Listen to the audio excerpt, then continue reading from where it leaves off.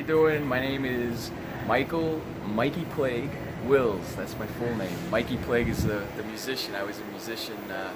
Had a punk band in the early '80s. Some people know about that. My real name Michael Wills, but I've been working with MTA now for 27 years. I started in December 1989 as a railroad clerk, working in the booth. At the time it was called railroad clerk, now it's called station agent, but when I started it was called the railroad clerk. I did that for about 4 years, and I've been in what we call RTO, Rapid Transit, for 23 years. So here we are. That's what I do. See, they even still have the trains that when I started, they're still running them. Not everything's 160s, but anyway, I've operated them all. 68s, you can see coming in the 160s, the newest trains we got. They're pretty good. I didn't like them when they were new, to be honest, because the control is all the way on the left. So if you're somebody who's left-handed, good luck. You're gonna have to put your arm all the way over. I wasn't left-handed, but you know, it's a little wear on your wrist and on your arm. This one actually, the 68 is a little better because you're working with both hands. One hand for power, one hand for brake. So you get a little bit more of a mix operating, you know. I can operate these standing up, some guys can't. They say, how do you do it? I say, I get used to it because I find it, you know, no problem. I like to operate standing up part of the trip because it's better for your knees and your back and your legs. You can't, if you sit down here your whole career, these guys, your back is... You represent the 43, you want behind. 322, you'll represent 1743, one behind. They're looking for somebody. Yeah. Okay, not me, thank God. But yeah, like I said, it's good to operate standing up and sitting. That way you don't destroy your back. If you come down here and you just sit the whole time in these cabs, your knees, your back is not good. So it's good. If you ever decide to come here, recommend stand a little while, sit a little while, stand a little while. Kind of try to keep your joints moving a little bit. Because once you're in that cab, it's like you're in your little cell for an hour to an hour and a half, depending on the run you choose to do. Right now I'm on the W line, which is great. I do my 40-minute run from here, which is Astoria to Whitehall, and it's not bad. 3 trips, not bad. I can handle it. About all the different trains. Yeah. Let's see what you got here. 30, R32, R38, R40. I've done them all, like I said. Slant 40 is very fast train, pretty good. Yeah. 68's got a kind of crappy brake. They slide. You got to be careful with the rain.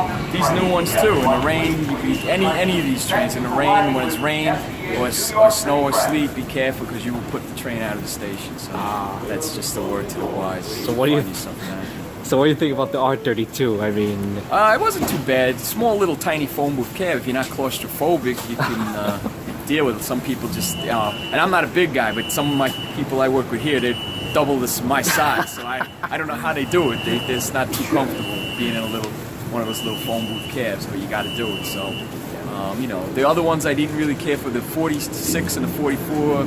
44 is the control is very hard to hold down, and it pop up every time. If you hit like a little bump on the road or whatever, boom, next thing you know the train is an emergency because it's very sensitive. You only have to lift it just a little. You can still even have your hand on it and boom, it goes in emergency. The 46, not as bad with that, but it's just so big and heavy. It's like a big giant iron bar, and you're swinging that thing back and forth, and after a while your joints here, your elbow, your shoulder, you'll be feeling pain with the R46 after a while. So I'm glad I only had to do those trains early in my career for a short period of time, so it didn't didn't damage my arm, thank God. But you know, that's it. I've been on the road my whole time down here. Haven't worked the yard for a regular job, but I have pretty much just rode. You know, been in passenger service my whole 23 years on the trains. You know, you see some crazy stuff. Guy got killed on my train once out in the Rockaways on the A. It was a 44 equipment. Back when they were doing single person operation, which I think, is my opinion, I don't think it's a good idea because, you know, you need eyes here, you know, you need security. So having a conductor on all trains, I'm all for that. You need it, you know, you need an extra person there just in case something like that happens. But anyway, yeah, it was a deranged lady. She killed this guy, and you know, the guy's body I saw, it was like, I didn't know what happened at the time until I got to the terminal. They told me, oh, somebody got stabbed on your train. I'm like, really? And that was it. So he died, unfortunately, but they caught the woman that did it, and I guess she went to jail for a long, long time. She was mentally ill. Yeah, you know, that was probably the craziest thing that ever happened. Never had a 12-9, which that's code for running someone over on the tracks, or somebody jumping in front of your train, being pushed, whatever the case may be. Anybody that's on the tracks that gets hit, they call that code 12-9. I've been fortunate not to have that, thank God. I mean, I know guys that have had, I said I've had people, I know guys that have had multiple, you know, and they still work, you know, I'm more credit to them. And then I know guys, they had one and they just can't come back, you know, it's just too traumatic for them to get back onto the saddle, as they say, you know, back on the horse. But, you know, like I said, it's something that's part of the job, you know, it happens quite a bit too, and, you know, it seems like it's happening even more and more lately. I mean, when economy's bad, people are depressed, and around now, the holiday time is very bad for that, but hopefully I'm never going to have to deal with it, but, you know, time comes, and what can I do? There's nothing you can do about it, you know, it's not your fault.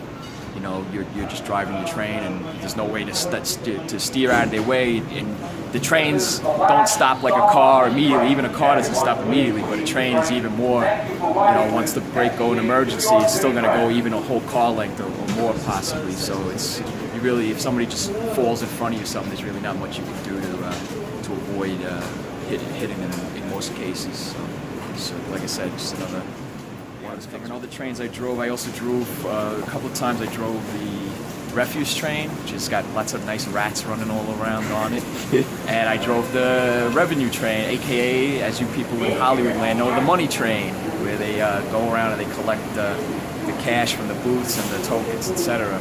I mean, I did it when they were actually still tokens, so I don't know. Now that it's all MetroCard and everything, I'm sure it's probably different. Maybe there's not as much cash involved with it, and you know, not as much revenue as far as tokens and things being delivered and stuff. So, you know, 24-hour system. Yep, we're a 24-hour system. People complain about the system, but let me tell you, it's one of the best systems in the whole world. And I'm not just saying that because I work here, but yes, it's reliable. I mean, I know people get frustrated at night. You gotta. I mean, when you have a 24-hour system, you gotta have construction.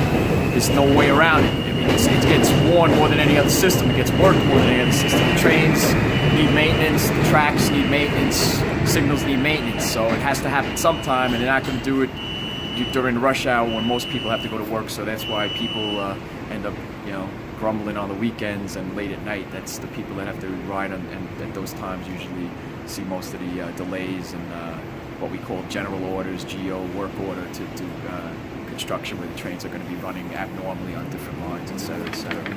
But like I said, it's a bargain for what you pay for it.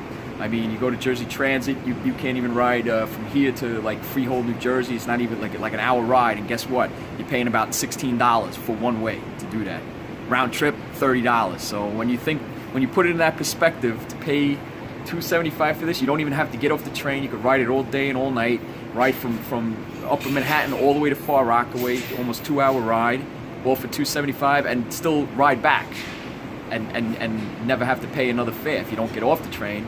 Just keep riding. You know, I think that's a phenomenal bargain. So people try not to complain too much here. You know, I think we got it a lot better than we probably realized. In conclusion, Anthony, like I said, he actually put me in the comic, which I'm very honored. It's a great honor for me, being as big of a comic fan as I am. I can't think of a bigger honor than to have a comic artist draw me and into a story, not just draw me in, but actually have me to be part of the story. And I am very grateful to Anthony for that. I will always cherish that notion that I am actually a comic character in a comic, and I think that's really cool. And I hope maybe someday Anthony will get it published, and I'll actually, you know, the only thing cooler could be to go in the comic shop and see it on the rack somewhere. But I'll take what I can get. Having it on the internet, I know a lot of people enjoyed the comic. I enjoyed it, and I'm hoping that Anthony does more. I hope he does more. You know, not just with the trains, just all the stuff he does. Very talented guy, very good artist, very funny. He's good at drawing and scripting, which is great. I mean, he does both.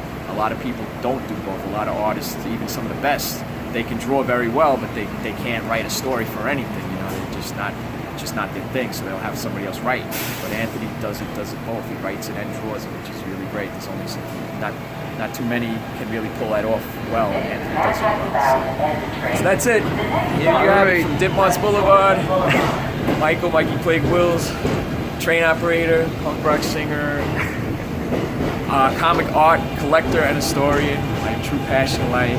Signing off. Farewell. See you on the W line. Yay!